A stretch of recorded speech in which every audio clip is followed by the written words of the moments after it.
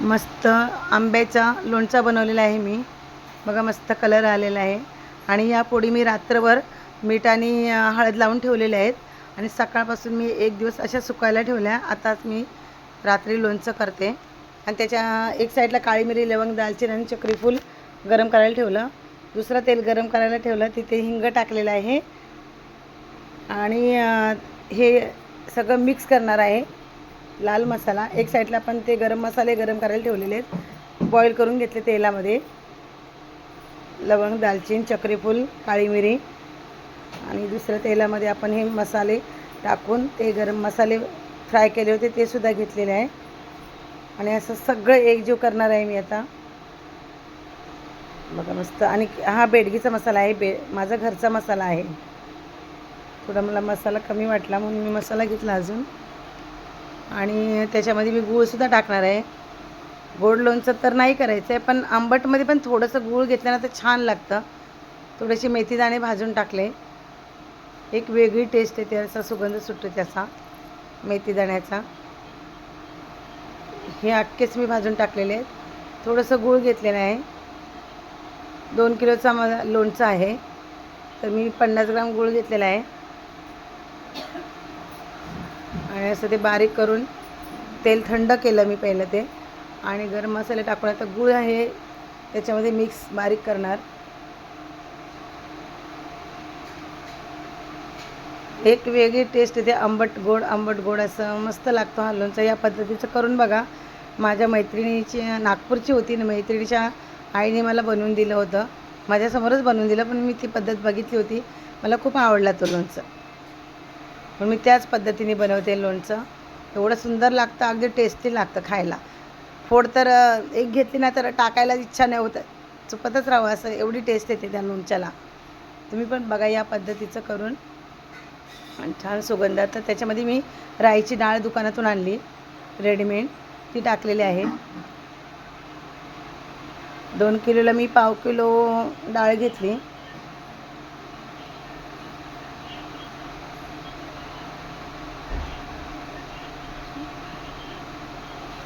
काही लोक राईच्या तेलामध्ये पण बनवतात, पण मी आपला खायचा तेल होता, गोड तेल, सफूल ॲक्टिव्ह, त्याच्यामध्ये बनवलं. मीठ टाकला अंदाजाने, मीठ जरा कमीच टाकलं, कारण मी आधी रात्रभर पोळी मिठामध्ये ठेवले होते ना, मीठ लावून, हळद आणि मीठ लावून ठेवलं होतं, पण थोडंसं पाणी गळून निघालं म्हणून मी आता पुन्हा थोडं लावलेलं आहे मीठ. तर दुसऱ्या भांड्यामध्ये घेऊन त्याच्यामध्ये मिक्स करणार आहे हे सगळं गरम केलेलं तेल. थंड झाल्यानंतर ओतायचं आणि थंड झाल्यानंतरच गूळ टाकायचं. सगळं एकजीव केलेलं आहे आणि नंतर आपण पोळीमध्ये टाकलेले आहेत. तर पोळी पण अशा मिक्स 1-2 मिनटं हलवून असं पुन्हा ठेवायचे, 2 मिनटं पुन्हा हलवायचे, असं 4-5 वेळा असं हलवून मग सगळं मिश्रण पूर्ण प्रत्येक फोडीला लागेल. आणि फोडी अशा कटिंग करायला लावायच्या की आतली कोळीचं कडक भाग असतो ना, ते प्रत्येक फोडीला राहिलं पाहिजे, तरच ते लोणचं वर्षभर टिकून राहतं चांगलं. अन्यथा ते कोळी राहिली नाही ना त्या फोडीला, तर ती फोड आहे ना नरम होऊन जाते, बिळबिळीत होते आणि एक वेगळा उग्रवास येतो असा खराब झाल्यासारखा. आणि ती कोळी जर त्या फोडीला चिपकून राहिली ना तर लोणचं अजिबात खराब होत नाही, असं मस्त कडकच राहतं. बघा आपलं लोणचं तयार आहे आणि मस्त टेस्टी झालेला, सुगंध खूपच छान सुटलेला आहे.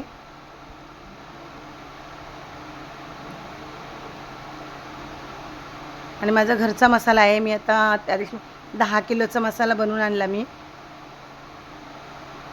दळणं मस्त, अगदी म्हणजे छान माझा मसाला झालेला आहे यावर्षी. मस्त बघा कलर आलेला आहे आणि फोडींना सुद्धा लागलेला आहे. आता हे असं मिश्रण करून करून मी 3-4 वेळा हलवणार आहे ते पुन्हा पुन्हा. हे मेथीदाणे भाजले होते ते सुद्धा टाकले.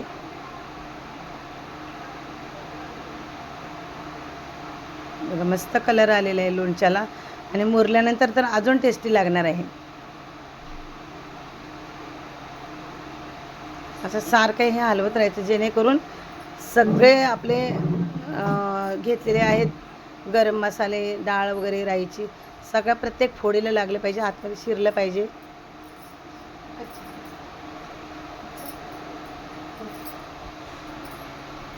बघा आणि कलरसुद्धा छान आलेला आहे.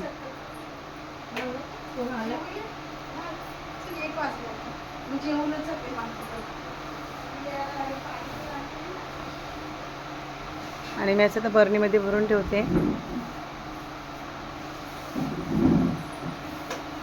आणि फोडीच्या वरती तेल आलं पाहिजे असं ठेवायचं, कारण ना मग लोणचं खराब होत नाही. जर वरती तरंगत राहिल्यानं फोडी तर त्या फोडींना बुरशी येते आणि वास सुटते, मग सगळ्या लोणच्याची वाट लागते. म्हणून फोडी खाली बुडालेल्या पाहिजेत आणि त्याच्यावरती तेल आलं पाहिजे, म्हणजे फोड खराब होत नाही, लोणचं चांगलं टिकतं.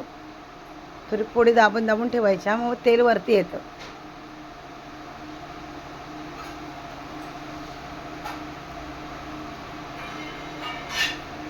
काही छान झालेलं आहे लोणचं बघा.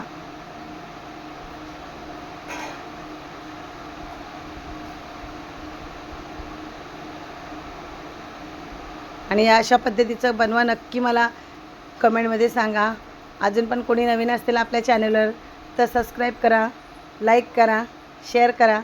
आणि ह्या अशा नागपूर पद्धतीचं लोणचं नक्की करून बघा, खूप छान लागतं.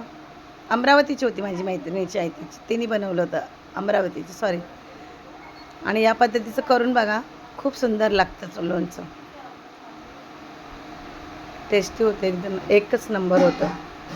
आणि मला नक्की सांगा अशा पद्धतीचं करून कमेंटमध्ये कसं झालं लोणचं. बघा छान कलरसुद्धा आलेला आहे. बाय. आणि तोपर्यंत खात राहा, मस्त राहा आणि अशा पद्धतीचं करून बघा. पुन्हा भेटूया पुढच्या ब्लॉगमध्ये.